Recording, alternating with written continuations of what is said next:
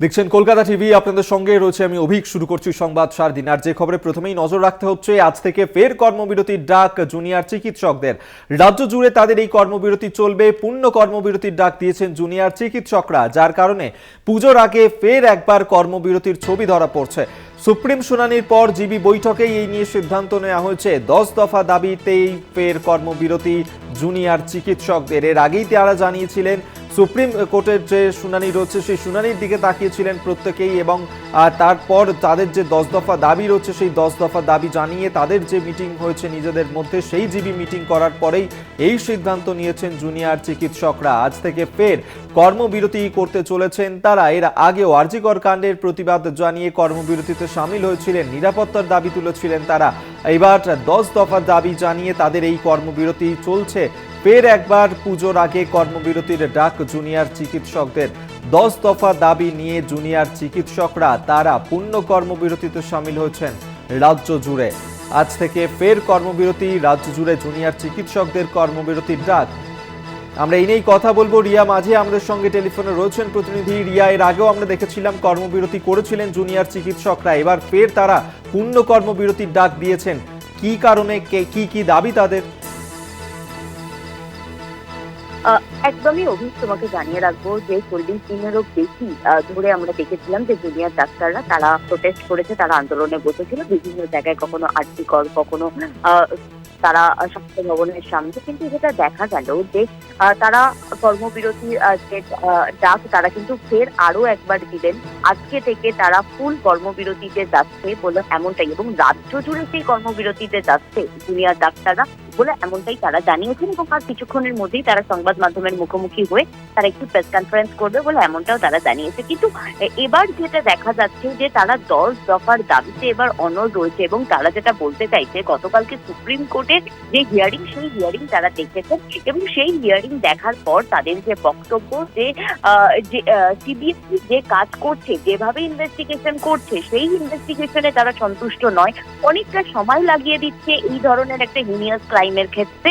এবং সেই কারণের জন্যই মূলত তারা মনে করছে যে এই অভয়ার যে বিচার তারা চাইছেন, সেই বিচার তারা পাচ্ছেন না। এবং একই সঙ্গে যে দাবিগুলো রাজ্যের কাছে তারা রেখেছিল, যেখানে বলা হয়েছিল যে তাদের সিকিউরিটি, সেফটি আর সিকিউরিটি যেটা মেন তাদের নজর দিতে বলা হয়েছিল, সিসিটিভির কথা বলা হয়েছিল, সেই সমস্ত কিছু কিন্তু এখনো কার্যকরী হয়নি। উল্টে এই যে সাগর দত্তের যে ইনসিডেন্টটা, সেটাকে কিন্তু তারা মেন হাতিয়ার করছে, এবং সেই কারণের জন্য তারা বলছে যে তাদের সেফটি সিকিউরিটির দিকটা ঠিক হচ্ছে না, রাজ্যের কাছে যে দাবি রেখেছিল সেগুলো রাজ্য মানছে না, ইমপ্লিমেন্ট করছে না সেগুলো। মূলত এই সমস্ত কারণ নিয়ে কিন্তু তারা আরো একবার পিস ওয়ার্কের ডাক দিয়েছে, এবং আজকে থেকেই রাজ্য জুড়ে তারা কর্মবিরতি এবং ফুল কর্মবিরতিতে যাবে বলে এমনটাই তারা ডাক দিয়েছেন। ধন্যবাদ রিয়া তোমায়। রিয়া মাঝি আমাদের সঙ্গে টেলিফোনে ছিলেন প্রতিনিধি।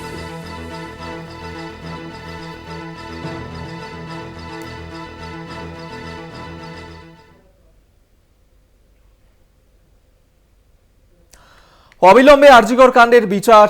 স্বাস্থ্য মন্ত্রণালয়কে প্রশাসনিক অক্ষমতার দায় নিতে হবে। অবিলম্বে স্বাস্থ্য সচিবকে পদ থেকে সরাতে হবে। রাজ্যের সমস্ত হাসপাতাল এবং মেডিকেল কলেজগুলোতেও একটি নির্দিষ্ট রেফারেল সিস্টেম চালু করতে হবে। এই সমস্ত দাবি তোলা হয়েছে জুনিয়র চিকিৎসকদের তরফে। পাশাপাশি তাদের আরও যে দাবি রয়েছে এই 10 দফা দাবির মধ্যে, যে প্রতিটি মেডিকেল কলেজ এবং হাসপাতালে একটি ডিজিটাল বেড ভ্যাকেন্সি মনিটর রাখতে হবে। কলেজ ভিত্তিক টাস্ক ফোর্স গঠন করতে হবে, যাতে জুনিয়র চিকিৎসকদের একজন প্রতিনিধিও থাকবেন। সমস্ত হাসপাতাল এবং মেডিকেল কলেজে সিসিটিভি, অন কল রুম এবং বাথরুমের ব্যবস্থাও করতে হবে।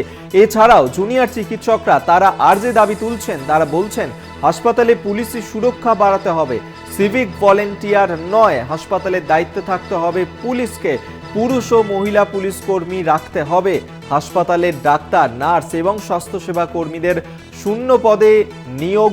থ্রেড কালচারে জড়িতদের শাস্তি দিতে হবে।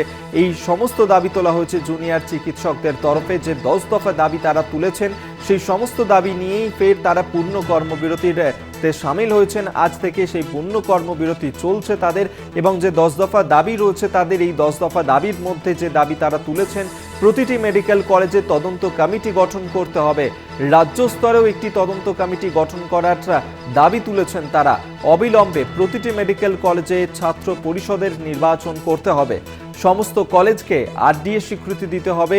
সমস্ত কলেজ ও হাসপাতালের পরিচালন কমিটিতে ছাত্র ও জুনিয়র চিকিৎসকদের প্রতিনিধি থাকবে।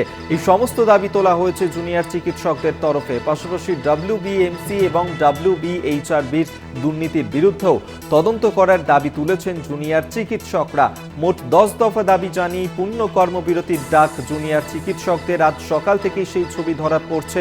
আরজিকর কাণ্ডে 50 দিনেরও বেশি সময় অতিক্রান্ত হয়ে গিয়েছে, এখনো পর্যন্ত বিচার পাওয়া যায়নি। সেক্ষেত্রে জুনিয়র চিকিৎসকরা তারা তাদের আন্দোলন, বিক্ষোভ, প্রতিবাদ, কর্মবিরতি চালিয়ে যাচ্ছেন। আজ থেকে রাজ্য জুড়ে ফের পূর্ণ কর্মবিরতির ডাক দিয়েছেন তারা। তাদের যে 10 দফা দাবি রয়েছে সেই সমস্ত দাবি নিয়েই ফের একবার কর্মবিরতিতে সামিল হলেন জুনিয়র চিকিৎসকরা।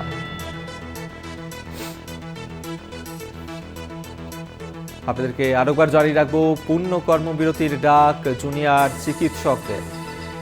মোট 10 দফা দাবি নিয়ে পূর্ণ কর্মবিরতিতে সামিল হচ্ছেন জুনিয়র চিকিৎসকরা এবং তাদের যে একাধিক দাবি রয়েছে সেই সমস্ত দাবি তারা জানিয়েছেন এবং যতক্ষণ না পর্যন্ত তাদের এই দাবি পূরণ হচ্ছে ততক্ষণ পর্যন্ত তাদের এই আন্দোলন চলবে বলেই স্পষ্ট জানিয়ে দিয়েছেন জুনিয়র চিকিৎসকরা। তাদের যে দাবি রয়েছে অবিলম্বে আরজিকর কাণ্ডের বিচার করতে হবে, স্বাস্থ্য মন্ত্রণালয়কে প্রশাসনিক অক্ষমতার দায় নিতে হবে, অবিলম্বে স্বাস্থ্য সচিবকে পদ থেকে সরানোরও দাবি তুলেছেন জুনিয়র চিকিৎসকরা।